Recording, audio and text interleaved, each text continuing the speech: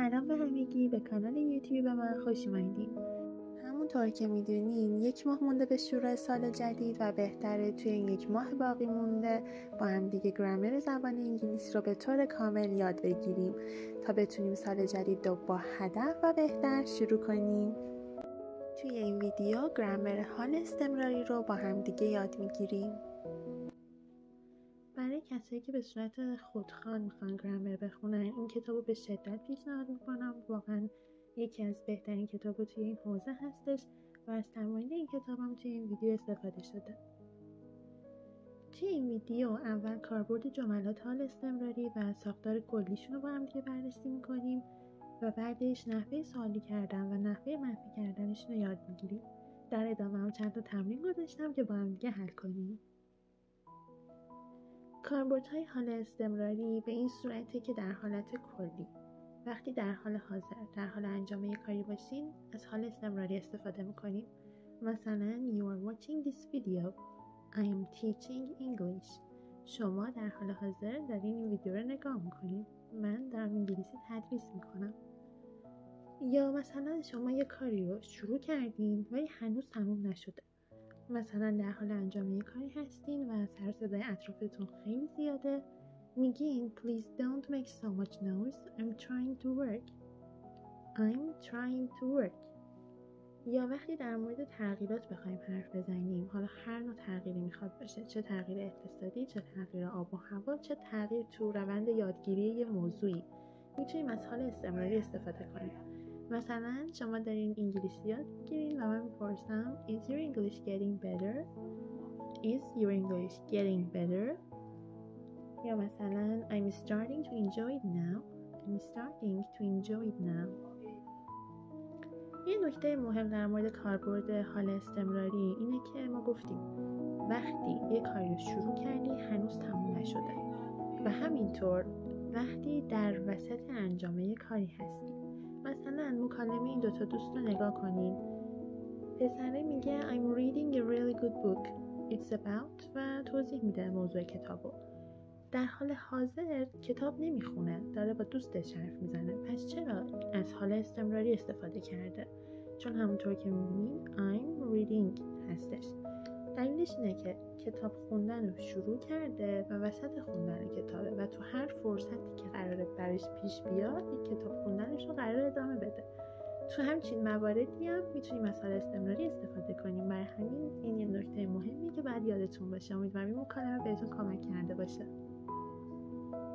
همونطور که توی مثالایی که زدیم دیدین ساختار حال استمراری به این شکله am, is, are, ing که همونطور که میدونین I am,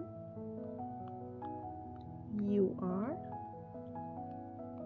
she, he, it, is که حالا یا میشه I, you, she, he, it استفاده بشه به عنوان subject یا فاعل یا اینکه یه اسم خاص استفاده بشه. اینجا چند تا مثال بیشتر با هم دیگه میبینیم. به این شکل نگاه کنیم. She is reading a book. She is reading a book. در حال حاضر در حال کتاب خوندنه. برای همین از حال استمراری استفاده کردیم. یا این عکس رو اگه ببینید He is playing video games. He is playing. یا اگه به این عکس دقت کنین They are working. خب میرسیم به نحوه سوالی کردن جملات. They are reading. سوالی کردنش میشه Are they reading؟ خب فکر کنم تا اینجا متوجه شدین که نحوه سوالی کردنشون چجوریه. فقط کافیه که فعلو که are هست، فعل to be هست و بیارین قبل از subject یا فاعل. They are they. مورد بعدی She is driving to work. چی میشه؟ Is she driving to work؟ ing سر جاش میمونه.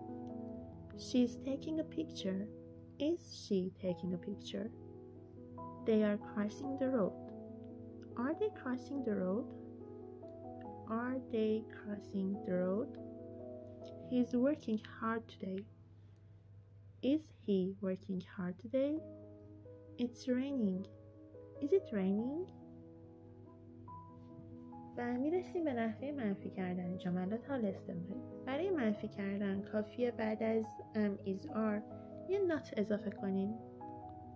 یعنی مثلا we are learning English میشه we are not learning English. You are not studying. یه سری adverbs یا قیدایی هستن که معمولا توی جملات حال استمراری کاربرد دارن، مثل today, now, this year, this week, right now. یه نکته مهم که هست وقتی ما میگیم she is selfish و وقتی میگیم she is being selfish چه تفاوتی بینشون هست؟ یعنی وقتی مثلا از حال استمراری استفاده کنیم چه فرقی ایجاد میشه اینجا؟ جوابشو همونطور که توی این اسلاید نوشتم، وقتی میگیم she is selfish یعنی اون خودخواهه. به طور کلی داریم میگیم که این آدم خودخواهی هستش.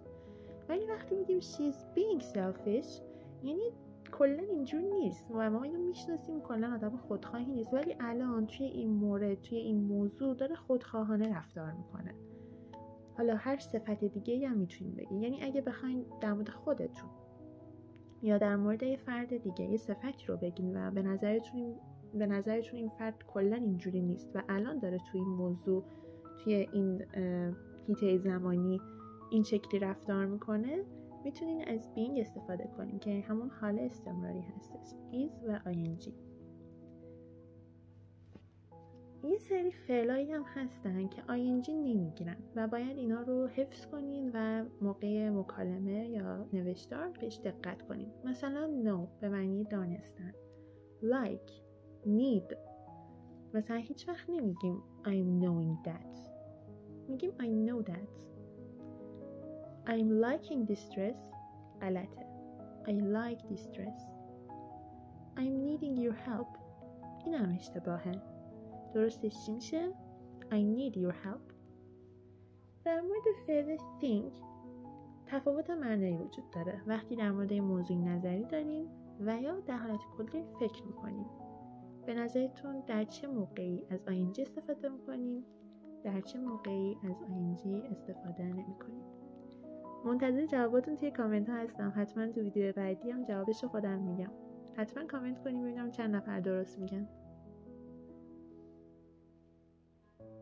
اینجا یه تمرین رو با هم حل میکنیم. میگه Sam started evening classes recently.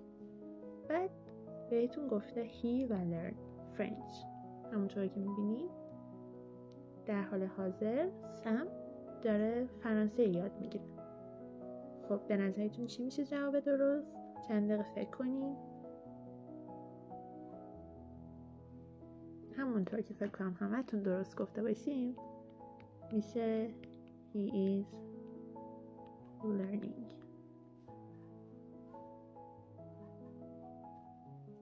خب درس تا اینجا بود. اگه سوالی هست، اگه مطلبی ذهنتون رو مشغول کرده، خوشحال میشم توی کامنت ها بپرسین، حتما بهشون جواب میدم.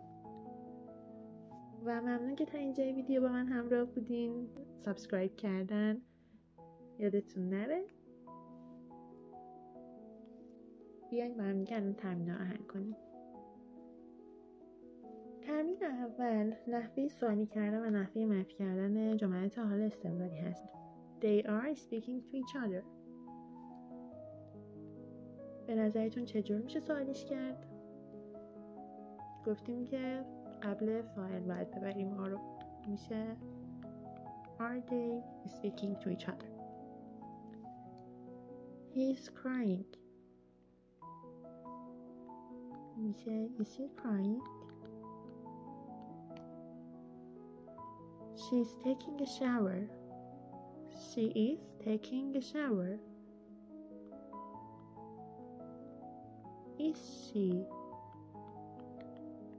taking a shower? آخرش هم علامت سوال یادتون نره.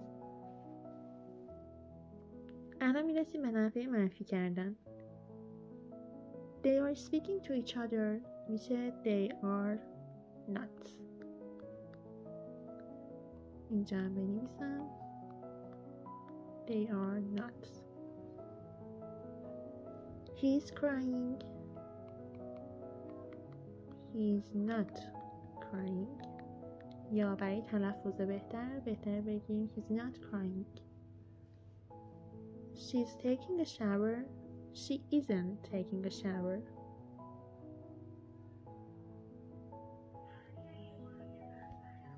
تمرین دوم قراره به هم دیگه وصل کنیم کدوم جمله کامل کننده جمله بعدی. مثلا we need to leave soon. ما باید زود بریم، زود ترک کنیم این حالا مهمونی رو هر جا رو که هستیم. چرا؟ It's getting late. برای اینکه داره دیر میشه. مورد بعدی we're going to get wet. چرا؟ به نظرتون کدوم درسته؟ Because it's starting to rain. What they say isn't true. چیزی که اونا میگن درست نیست. They're lying. دروغ میگن، در حال دروغ گفتنن. تمرین سوم قراره با توجه به مواردی که توی پرانتز بهمون گفته شده جملات رو کامل کنیم. Let's go out. چی؟ anymore. در مورد it very. خب میگه بیا بریم بیرون. دیگه چه اتفاقی نمیفته.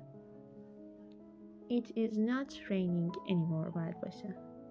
حالا اینجا جا نمیشه، من این بالا بنویسم It is not raining.